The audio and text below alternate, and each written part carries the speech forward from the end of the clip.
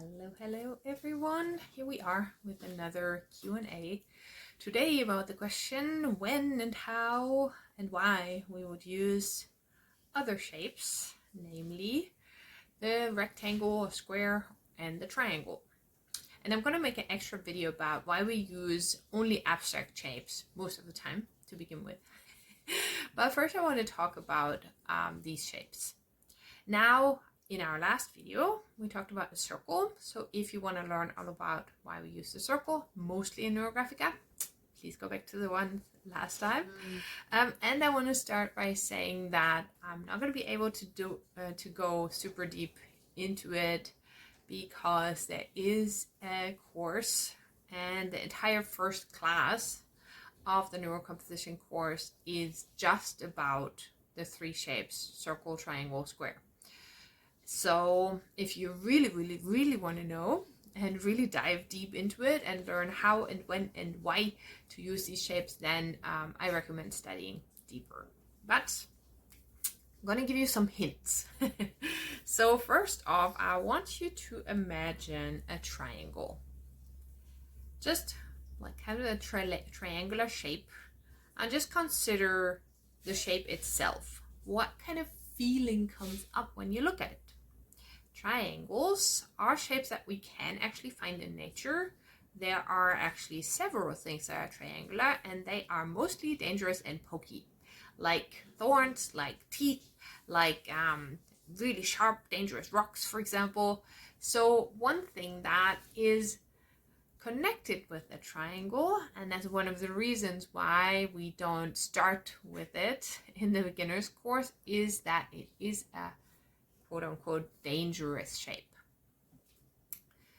that we can use in intentional ways. But Pavel Piskaryov, the founder of Neurographica, says, and I totally agree with that, before we start working on pushing ourselves and manifesting things and like creating our life in the drawing like we want it, we have to learn to deal with our own stuff, with our challenges, with our limiting beliefs, with all the things that we may carry around. Otherwise, you can draw 100 triangles and it still will not do anything but stress you out.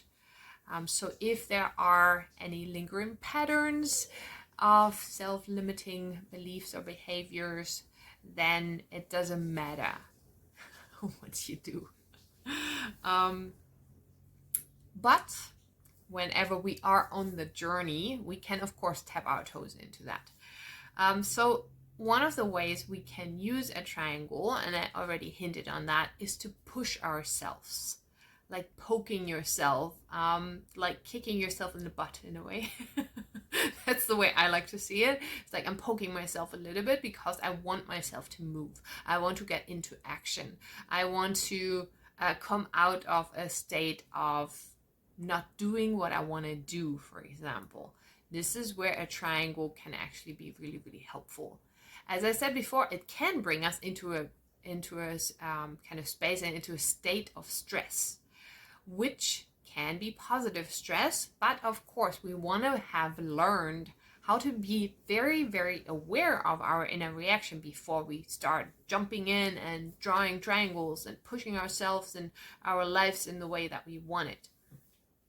So that's why in the beginner's course, we want to round out and make any sharp corners disappear. And then in the next course, Neurocomposition, which is Algorithm 2, so it's the first advanced course, there we learn all about when and how to use the triangle. And really, you know, when you just consider and look at the shape itself, it can tell you a lot about what it's about. It is an arrow. It is pointing somewhere. It is showing us a direction. So this is a way that I really like to work with it. It's like, if I am not sure where I want to go, this is what can help me find that. Now, the other shape that we talked about, the square or rectangle, is a very special one. And I want to invite you to just imagine where do you see rectangles or squares? When you go out into the forest, you probably won't find them, because the square or rectangle is not a shape that we find a lot in nature. There is, of course, the occasional crazy crystal or, I don't know, stone formation that is a square, but usually shapes in nature will be round, all kinds of roundish shapes, all kinds of like the shapes that remind us of the neurographic line, or that the neurographic line is kind of imitating. And then we have pokey shapes, like as I said in the beginning, the thorns and the rocks and the kind of dangerous parts in nature.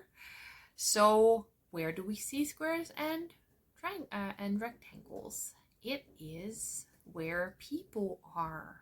So the rectangle, the 90-degree perfect angle, is something that we created, or we are creating constantly as humans. It is a human-made, a man-made shape most of the time.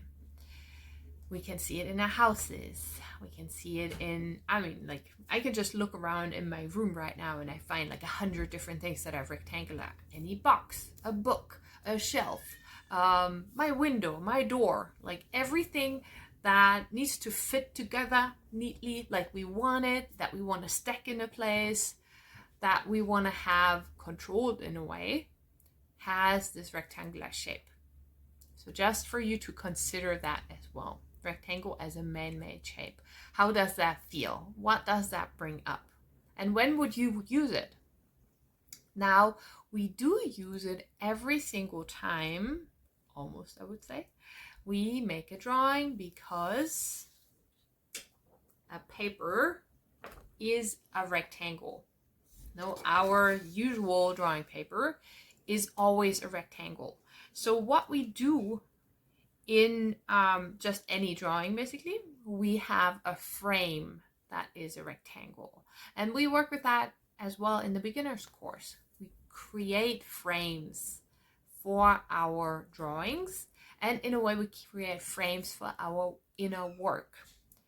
So why we do that with a rectangle is because it is a shape that feels safe for us as humans. Just like I feel safe in my house right now, and it's pouring rain outside, and I'm very, very happy to be in here and all cozy.